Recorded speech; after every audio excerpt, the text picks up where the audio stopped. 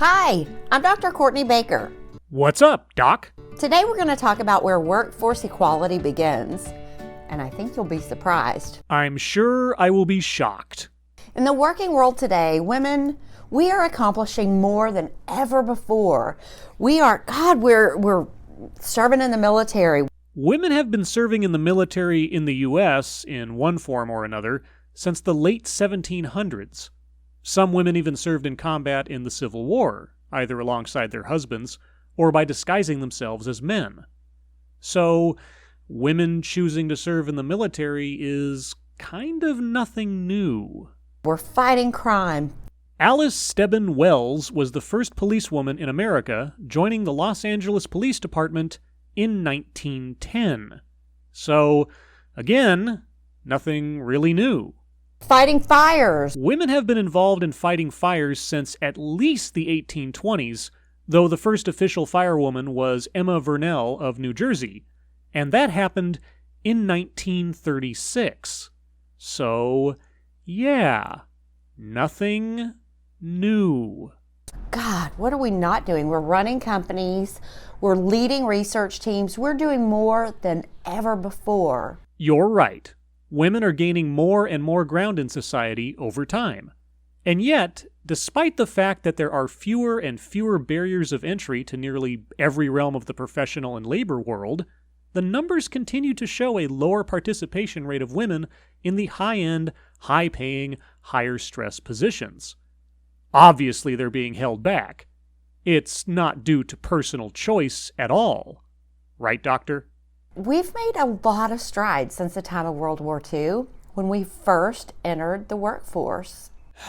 Women have been involved in the workforce for a very long time.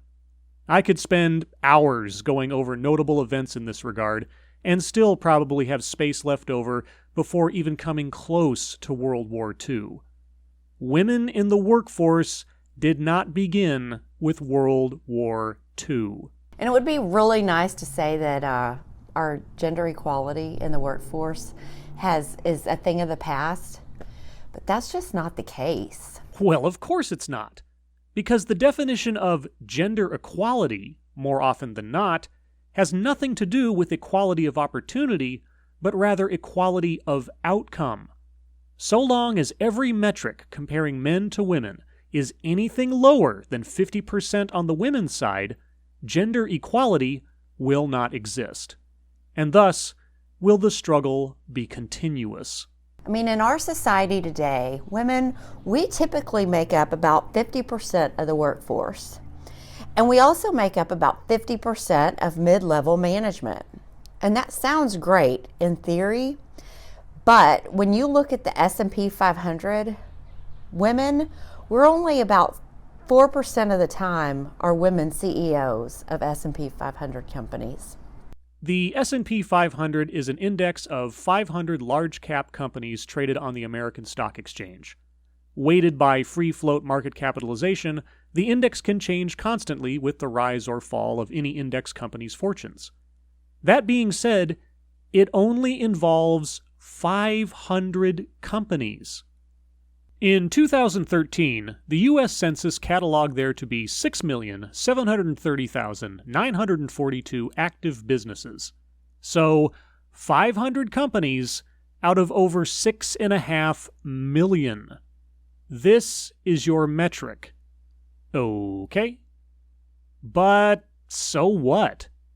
Is your claim that women aren't allowed to be CEOs of S&P 500 companies? So, how did those 4% make it then? So why do you think this disparity just still exists? Oh, that's easy. Personal choices in education, career, and lifestyle. Well, I've done extensive research, and I know why, and I'm going to share it with you. Yes, I can tell that you've done a lot of research leading up to this conversation, like women's participation in the workforce. Little facts like that. Really, you can't talk about gender equality at work without talking about gender equality in the home. What about single women? Are they not allowed to talk about gender equality because they don't have a man in their life? I smell patriarchy. I mean, the two are distinctly intertwined, especially in our society where we're 24/7 workplace demands. 24/7 workplace demands? What jobs are you talking about? I would hate that job. Even in our current society, where women are typically responsible for most of the demands at home. Women are responsible for most of the demands at home. So, are you conceding that women tend to want less time-consuming careers to focus more on their families? And it's one of the 4 reasons that women don't advance in their careers as quickly or as high as men do. One of the 4? Oh, there's a list? Okay, so attending to the home, presumably meaning raising the children and such, tends to stunt a woman's career advancement as opposed to a man's. So, women should stop having children in order to increase workplace equality. Got it. However, women, if you desire to advance in your career, then the best thing to do is to get a support system in place as soon as possible. And that doesn't mean have someone else raise your kids, but hire somebody to help you do, like, set appointments and do laundry and go grocery shopping and things like that. Hire someone. Your advice to women is to hire a butler, a personal assistant, or perhaps pay for several individual convenience services. This is your counsel to working women. Tell me, where is all of that extra money going to come from?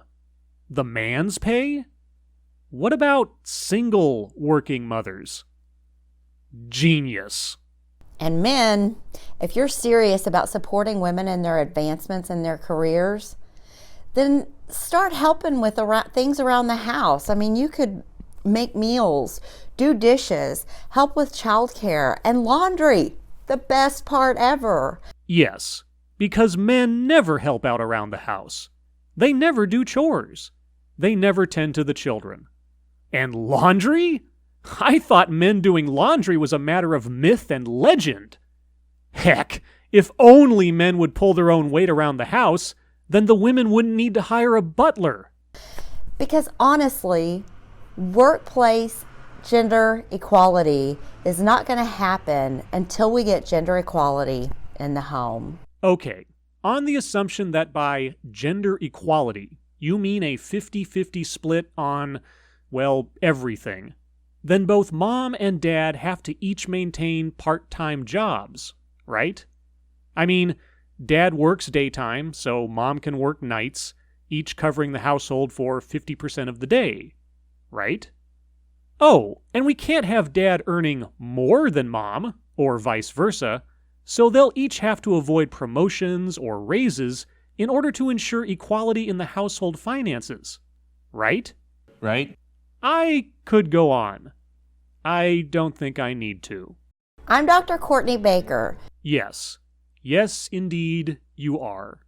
Join me next time as we talk about where we're going to be in the next 100 years. Well, we sure as hell better be living in a moon base by then. I swear to God.